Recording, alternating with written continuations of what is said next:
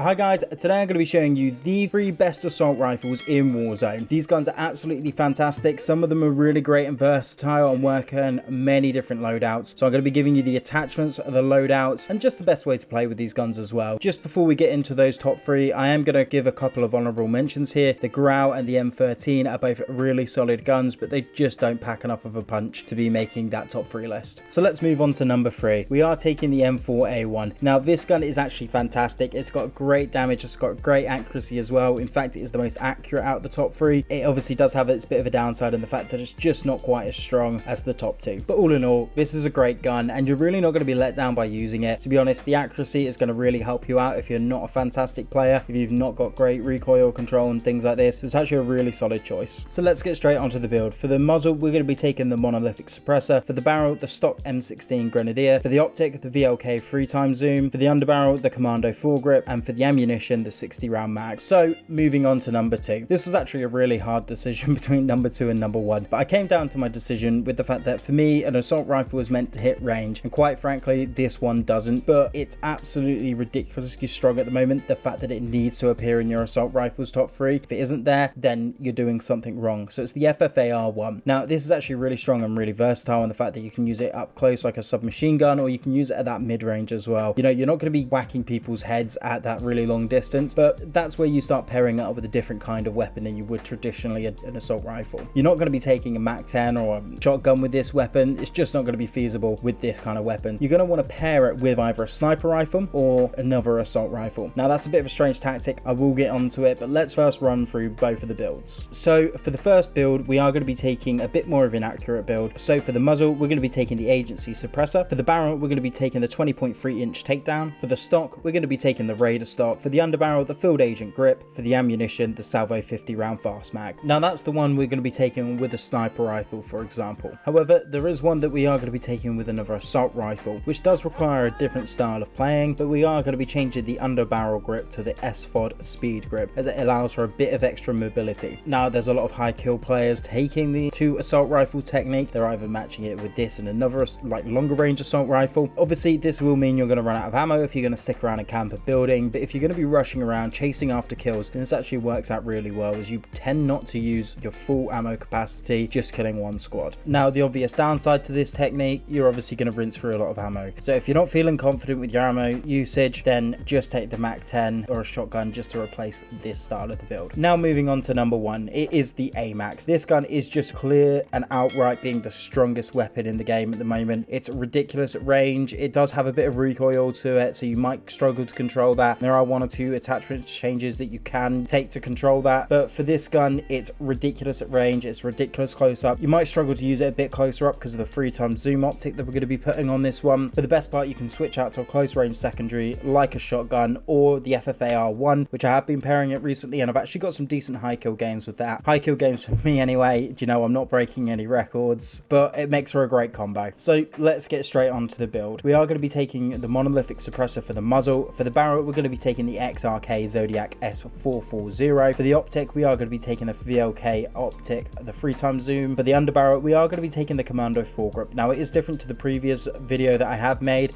and again, go back and watch that one if you want to look for a bit more recoil reduced build, but this one helps with that ADS just a little bit more, and it's actually a really nice build overall. And then for the ammunition, we are going to be taking the max ammo capacity available, the 45 round mag. Well guys, I hope you enjoyed the video. If you can hit that like and subscribe button and turn the notifications bell on, I'll look forward to seeing you next time. Also, big thank you for the real support in my last video. That is now on about 2.3k views, which is crazy in comparison to what I usually get. So thanks for that, and I'll look forward to seeing you next time.